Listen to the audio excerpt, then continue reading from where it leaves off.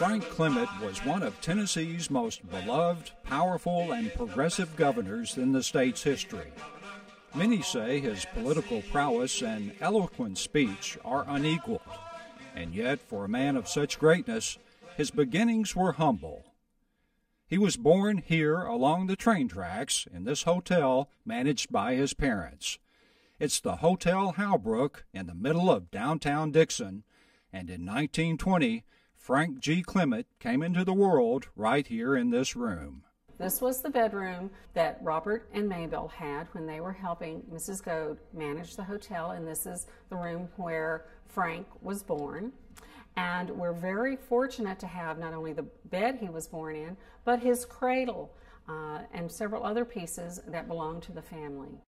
Well, this is just the beginning of all the colorful and dynamic history you'll find here at the Clement Railroad Hotel Museum. Its executive director is Kate Hamilton. The Hotel Halbrook is one of the few remaining railroad hotels in the state of Tennessee.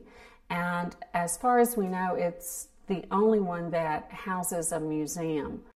Frank Clement was born here in 1920. His grandmother and his mother and father lived here in the hotel. They managed the hotel for Mr. J.T. Halbrook. And because Frank was born here, came back here, spent most of his youth here, graduated from high school, and then went on, as we all know, to become a very progressive, forward-thinking governor of the state of Tennessee during the 1950s and 60s. When Governor Clement was born, hotel rooms here at the Halbrook would set you back about 50 cents a night, and if you wanted a bath, it would be a quarter more. They served as respites for drummers, as they were called back then. Today we call them sales reps, but after a busy day of drumming up business for their companies, they would head to the hotel. A railroad hotel always had what they called a drummer's room or a sample room.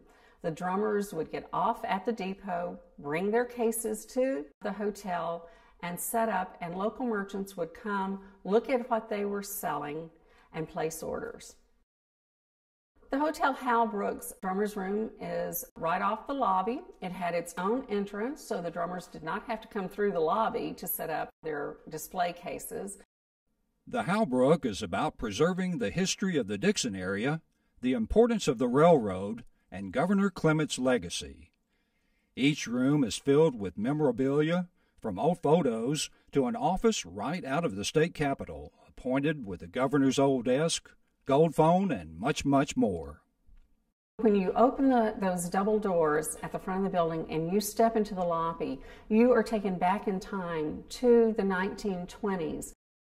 The lobby looks as it would have looked during the 1920s as a railroad hotel. We also have the dining room, and it is set up as the dining room, again, would have looked in the 1920s and 1930s as a railroad hotel. On the first floor, we have our railroad exhibit, again, emphasizing the importance of the railroad to this area. We also have exhibits on Dickson County commerce, Dickson County and regional history, particularly with the iron ore industry. Hello. Hey. Hi. I'm Derek. But it's the tour guides, or docents as they're called, who really tell the story as part of the guided tours. There's a little bit about the history of Dickson and the Civil War here, the railroad. And since Dickson's a railroad town and the Halbrook is a railroad museum, it sure makes sense to have a model train exhibit. It's a real crowd and even more of a kid-pleaser. The Halbrook has been under development for many years now, and according to Dickson County historian Alan Reagan, it will have a positive impact on future generations. We feel very fortunate to have a facility like the Halbrook that will not only allow us to hold the artifacts that we have, those that will come in, and to be able to tell those stories of our history. So what would Governor Clement think about his birthplace today? I think he would see what we're doing as being able to remember our past, to preserve it, to interpret it, so that future generations can learn from it and thus make even better decisions and better communities.